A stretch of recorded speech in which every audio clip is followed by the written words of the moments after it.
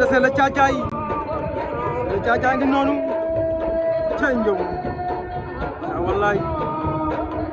doomu Thiadiaye baa ngi noonu waa Thiadiaye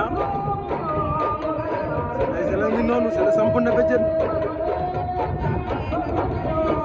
si Mbour am 10 millions am petit production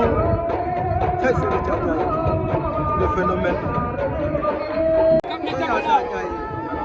c'est le Thiadiaye C'est le cap de Jamana. le cap naan hey Allah le dal xara refu c'est le Thiadiaye le phénomène de Thiadiaye c'est ngi noonu da wallahi c'est ngi noonu c'est le Sipa Diano la day cey ngam très du phénomène le créateur c'est le Thiadiaye le Mbour bëgg képp kuy bëgg si bëgg waa Ndiadiaye Fatick entrée de c'est le Thiadiaye c'est le